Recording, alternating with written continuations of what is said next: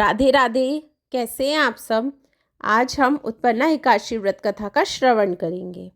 उत्पन्ना एकादशी मार्गशीर्ष मास के कृष्ण पक्ष की एकादशी तिथि को कहा जाता है। पौराणिक मान्यताओं के अनुसार इस तिथि को ही देवी एकादशी की उत्पत्ति हुई थी। इस कारण से भगवान विष्णु को उत्पन्ना एकादशी बेहद प्रिय मानी गई है। इस दिन भगवान विष्णु की विधि विधान से पूजा की जाती है और इस एकादशी का व्रत रखा जाता है। व्रत में उत्पन्ना एकादशी की व्रत कथा का पाठ करना बहुत ही जरूरी माना गया है। इस कथा का पाठ करने वाले को हर कार्य में सिद्धि प्राप्त होती है और सभी बिगड़े कार्य बन जाते हैं। चलिए कथा का श्रवण करते हैं। युधिष्ठिर ने पूछा, भगवान, पुण्य में एकादशी तिथि कैसे उत्पन्न हुई? इस संसार में क्यों पवित्र मानी गई तथा देवताओं को कैसे प्रिय हुई? श्री भगवान बोले, कुंती नंदन, प्राचीन समय की बात है। सतयुग में मुर नामक दानव रहता था। वह बड़ा ही अद्भुत, अत्यंत रौद्र तथा संपूर्ण देवताओं के लिए भयंकर था। उस काल रूपधारी दुरात्मा महासुर ने इंद्र को भी जीत लिया था। संपूर्ण देवता उससे परास्त होकर स्वर्ग से निकाले जा चुके थे और शंकित तथा भयभीत होकर पृथ्वी पर विचरा करते थे।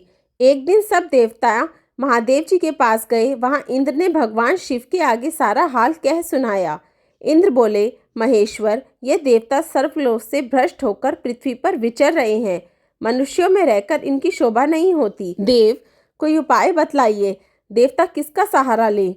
महादेव जी ने कहा, देवराज, जहाँ सबको शरण देने वाला, सबकी रक्षा में तत्पर रहने वाला, जगत की शरण देने वाला, सबकी रक्षाएं तत्पर रहने वाला, जगत के स्वामी भगवान गरुड़ ध्वज विराजमान है, वहां जाओ। वह तुम लोगों की रक्षा करेंगे। भगवान श्री कृष्ण कहते हैं, युधिष्ठिर, महादेव जी की बात सुनकर परम बुद्धिमान देवराज इंद्र संपूर्ण देवताओं के साथ वहां गए।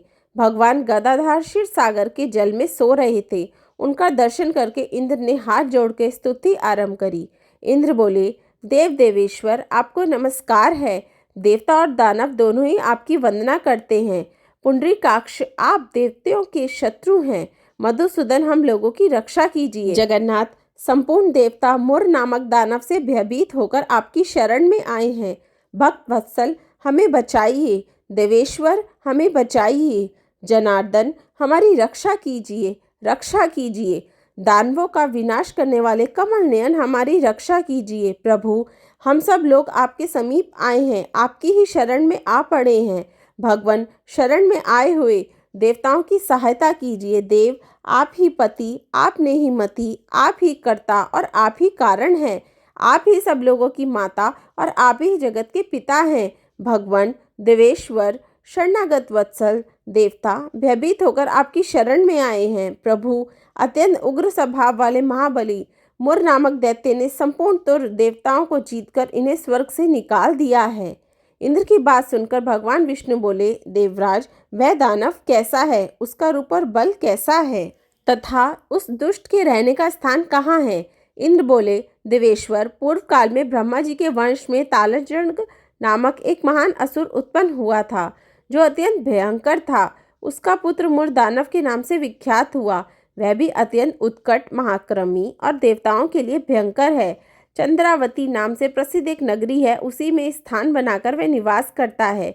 उस दैत्य ने समस्त देवताओं को परास्त करके स्वर्गलोक से बाहर निकाल दिया है। उसने एक दूसरे की इंद्र को स्वर्ग के सिंहासन पर बिठाया है। अनि, चंद्रमा, सूर्य, वायु तथा वरुण भी उसने दूसरे ही बनाए हैं। जनार्दन, मैं सभी बात बता रहा हूँ। उसने सब कोई दूसरे ही कर लिए हैं। देवताओं को तो उसने प्रत्येक स्थान से वंचित कर दिया है। इंद्र का कथन सुनकर भगवान जनार्दन को बड़ा क्रोध हुआ। वे देवताओं को साथ लेकर चंद्रावतीपुरी में गए। देवता ने देखा, दैत्यराज बारंबार गर्जना कर रहा है। उससे परास्त होकर संपूर्ण देवता दसों दिशाओं में भाग गए हैं। अब वह दानव भगवान विष्णु को देखकर बोला, खड़ा रहे, खड़ा रहे। उसकी ललकार सुनकर भगवान के नेत्र क्रोध से लाल हो गए। वह बोले, अरे दुराचारी दानव, मेरी इन भुजाओं को देख। यह कहकर श्री विष्णु ने अपने दिव्य बाणों से सामने आए हुए दुष्ट दानवों को मारना आरंभ किया। दानव भय से विहल हो गए। पांडुनंदन, तत्पश्चात श्री विष्णु ने दैत्य सेना पर चक्र का प्रहार किया। उससे छिन्न भिन्न होकर सैकड़ों योद्धा मौत के मुख में चले गए। इसके बाद भगवान मधुसूदन बद्री का आश्रम को चले गए। वहां सिंहावतो नाम की गुफा थी, जो 12 योजन लंबी थी। पांडुनंदन, उस गुफा में एक ही दरवाजा था। भगवान विष्णु उसी में सो रहे हैं।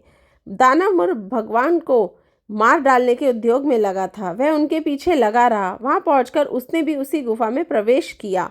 वहां भगवान तो सोते देखकर उसे बड़ा हर्ष हुआ। उसने सोचा, यह दानव का भय देने वाला देवता है, अतः निसंदेह इसे मैं मार डालूंगा। युधिष्ठिर दानव के इस प्रकार विचार करते ही भगवान विष्णु के शरीर से एक कन्या प्रकट हुई, जो बड़ी ही रूपवती, सौभाग्यशालिनी तथा दिव्य अस्त्र शस्त्रों से युक्त थी। वह भगवान के तेज के अंश से उत्पन्न हुई थी। उसका बल और पराक्रम महान था। युधिष्ठिर दानवराज मुर ने उस कन्या को देखा। कन्या ने युद्ध का विचार करके दानव के साथ युद्ध के लिए याचना की। युद्ध छिड़ गया। कन्या सब प्रकार की युद्ध कला में निपुण थी। वह मुर नामक महान असुर उसके हुंकार मात्र से राख का ढेर हो गया। दानव के मारे जाने पर भगवान जाग उठे। उन्होंने दानव को धरती पर पड़ा देखा तो पूछा, मेरा यह शत्रु अत्यंत उम्र और भयंकर था, किसने इसका वध किया? कन्या बोली, स्वामिन, आप ही के प्रसाद से मैंने इस महादैत्य का वध किया है। श्री भगवान ने कहा, कल्याणी, तुम्हारे इस कर्म से तीनों लोकोक्त मुनि और देवता आनंदित हुए हैं। अतः तुम्हारे मन में जैसी रुचि हो उसके अनुसार मुझसे कोई वर मांगो। देव दुर्लभ होने पर भी वह वर मैं तुम्हें दूंगा, इसमें तनिक भी संदेह नहीं है। वह कन्या साक्षात इकाक्षी ही थी। उसने कहा, प्रभु, यदि आप प्रसन्न हैं तो मैं आपकी कृपा से सब तीर्थों में प्रधान, समस्त विप्रों का नाश करने वाली तथा सब प्रकार की सिद्धि देने वाली हूँ। जनार्दन, जो लोग आप में भक्ति रखते हुए मेरे दिन को उपवास करेंगे उन्हें सब प्रकार की सिद्धि प्राप्त हो। माधव, जो लोग उपवास, नक्त अथवा एक भुक्त करके मेरे व्रत का पालन फिर करें उन्हें आप धर्म, धन और मोक्ष प्रदान कीजिए। श्री विष्णु बोले, कल्याणी, तुम जो कुछ कहती हो वह सब पूर्ण होगा। भगवान श्री कृष्ण कहते हैं, युधिष्ठिर, ऐसा वर पाके महाव्रता एकादशी बहुत प्रसन्न हुई। दोनों पक्षों की एकादशी समान रूप से कल्याण करने वाली है।